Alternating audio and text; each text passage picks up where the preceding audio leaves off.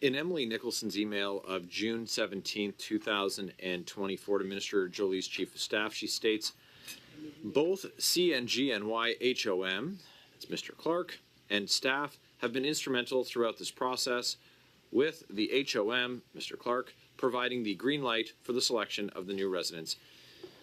Do either of you have personal knowledge of Mr. Clark's involvement?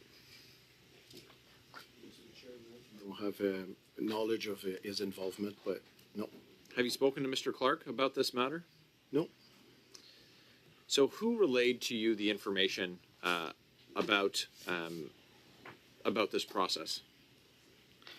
It's a process that was a long process, Mr. Chair. It started 10 years ago, and all throughout those discussions, there was a lot of interaction with mission staff. So we are under the, we had a lot of discussion with people on the ground in the real property and administration team, and so that information would have come from the administration team. So when asked how Ms. Nicholson got this information, she stated that she engaged with the property branch, specifically you, sir, and your team, including the gentleman sitting to your right. So did you communicate, Mr. Dubois, or correspond with Ms. Nicholson about the summary that she had provided in her briefing note? Mr. Chair, I did. We interact very often with Deputy Minister Associate Office. Okay, so what was the date that you had that interaction? I had a written interaction with that with Ms. Nicholson on June 14th. Okay. Where I was fulfilling a request to provide details with regard to the transaction. And you, Mr. Hunzangbe? Yes. Mr. Chair, I had an interaction with Emily Nicholson on June 16 on that matter. What about on the matter of the correction that she issued by email on July the 25th? Mr. Chair, on July 25th, I had an interaction with Ms. Nicholson, but it was a request for additional information and clarification, which I provided. There was no notion of correction in that at that moment. So nothing that covered her previously having said that the head of mission was dissatisfied with his residence and was looking for a change, or that he'd been instrumental in selecting the new place. No change in that verbiage that she'd used in that briefing note. We took the July 25th opportunity to add more information and clarify, because the message that came out in June, on June 14th, that I provided was done very quickly, and tried to summarize it as much as possible. On the 25th, there was more details in the message. Since we're going back and forth about a lot of dates, could both of you gentlemen please table for the committee any specific correspondence on this or surrounding those two dates between you and Ms. Nicholson? Would you be comfortable providing that to the committee? We can go back and, but I believe that those correspondence would be included in the package that has already been submitted to the committee. Okay, so it looks like Ms. Nicholson shared the truth on the 17th of June in her email.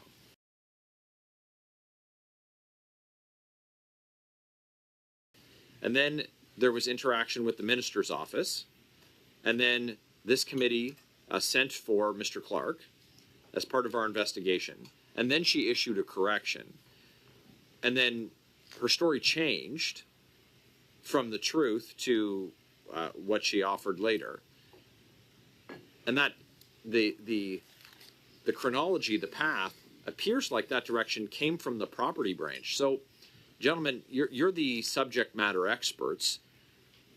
Who in Minister Jolie's office did you coordinate with in making those corrections, those clarifications that you mentioned in the July email? Well, Mr. Chair, as I explained, the message on June 14th was to provide information on the transaction. On June 25th, we provided more information. I did not coordinate directly with the minister's office. I was in contact with Ms. Nicholson, who's the chief of staff of the deputy minister associate. So, did you have any interaction with anyone in the minister's office? No, I didn't have any interaction. So between the 14th of June and the 25th of July, you had no interaction with the minister's office? No.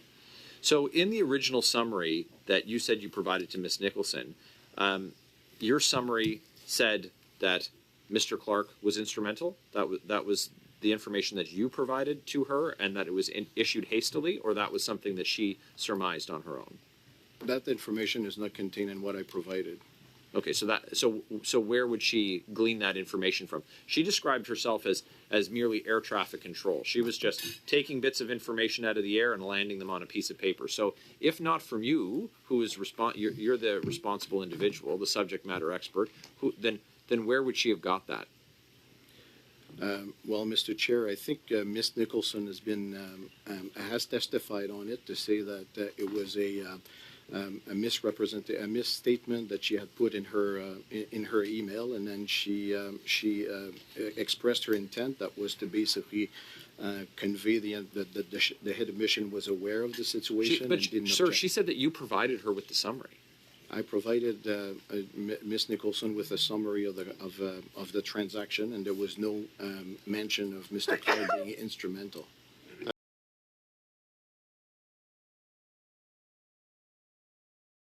Officials, you have now confirmed that the consular office in New York City is one of the most important missions in America. And by extension, clearly the Consul General, Tom Clark, is in a very influential position within America and his relationship with Canada. Would you agree with that?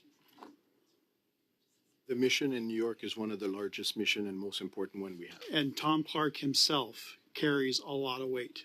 He was chosen for a reason, and his position carries a lot of weight. You agree with that? I would agree that all heads of missions have an important kind of status. Right. Now, Tom Clark appeared at this committee September 12th, 2024, and I'm going to read out his words. Mr. Chair, I will repeat once again, and please, if you wish, you can put me under oath for this. I had nothing to do with the decision to sell the old official residence. I had nothing to do with the decision to buy the new official residence. I had nothing to do with deciding on its amenities or its location. Officials, we have 2 official documents from your department that say to the contrary. The first was through an ATIP, and it says that the Consul General in April 2023, 2 months after his appointment, shortly after his famous jovial ride in the limousine with Prime Minister Justin Trudeau, informed ACM senior management that the property is not suitable for representational activities, and it is not suitable as a residence and requires immediate replacement. Immediate replacement. That follows up with an email from Emily Nicholson, which confirms that the Consul General, Tom Clark, and his staff had been instrumental throughout this process, with Tom Clark providing the green light for the selection of the new residence. These are 2 official documents from your department that cast serious discrepancies on the veracity of Mr. Clark's statement.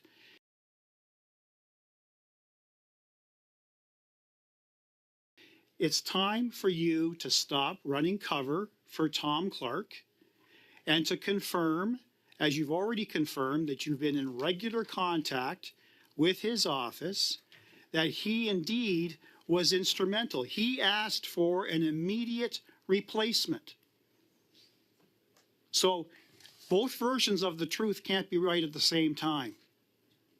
Tom Clark has been lying to this lying to this committee, lying to the public, and you are covering up, other officials at GAC are covering up for this lie. So what do you have to say about that? Thank you, Mr. Chair, for the opportunity to clarify.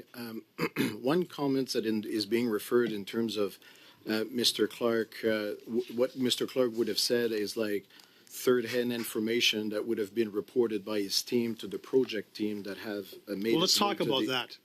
What does ACM stand for? It's an acronym, a symbol that we use in the department. Okay. He says he informed ACM senior management. I want a list of everybody he spoke to. Can you give me some names right now? Well, the document says that Congen inform ACM. Congen is the mission, not the consul general himself. So Okay. the mission has reported that the So official, who were the names of the officials at GAC that Singen reported to? we are ACM here. We You are the also senior management. ACM? Yeah. Okay. The both of us. And you will table any and all documentation to this committee in relation to that level of communication in April of 2023? I can go back and look at what exists, but yeah. Okay, so we have you two individuals in person. We have one who's having difficulty connect. Was she also involved? No, I wouldn't think so. Is it just the two of you? Yes. Okay. What about senior management? Were they informed? Well, we did inform senior management, being the deputy minister associate, on June 14th of the transaction. Who in particular at the mission itself in New York City were you communicating with? Oh, my interaction with the mission, it was through the head of administration. Okay, I want names. Can you identify all the names that you were communicating with at the mission? Yeah, I did provide the name at the last meeting. It would be the management consular officer. Was that the only person? There are two of them because there was a rotation in 2023. But yes, I have two individuals that have been in contact. And you've supplied this committee with those names? I did. Thank you.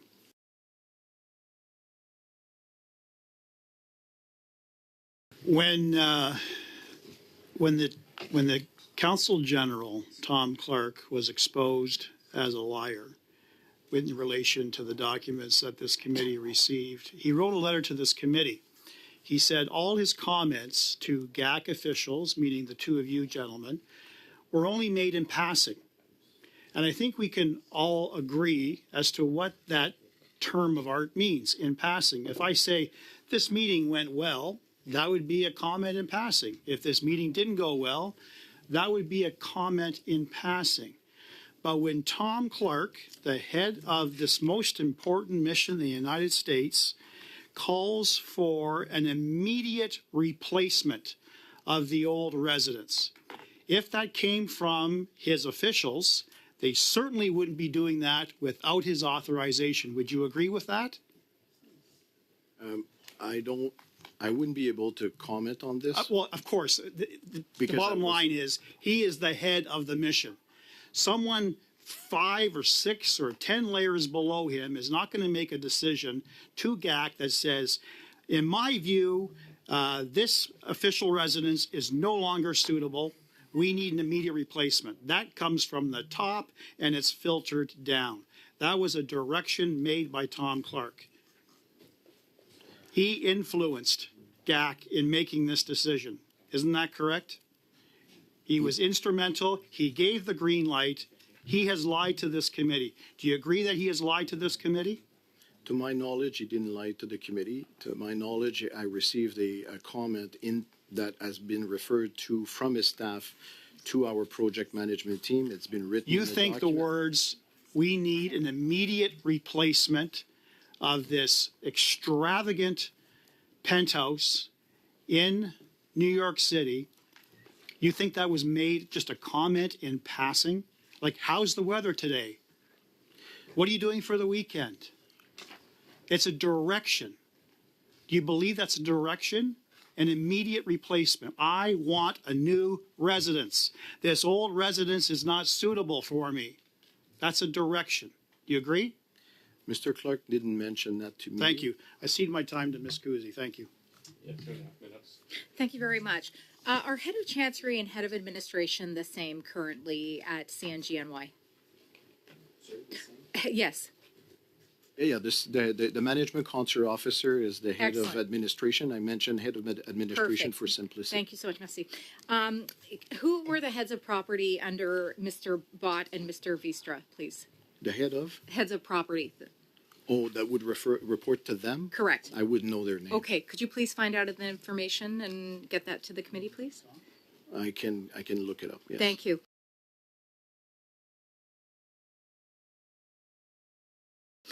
Does, under the current platform structure, does WSHDC still have responsibility over CNGNY? Can you repeat the first acronym? Sorry. WSHDC, does it still have responsibility in the platform over CNGNY? No. Okay.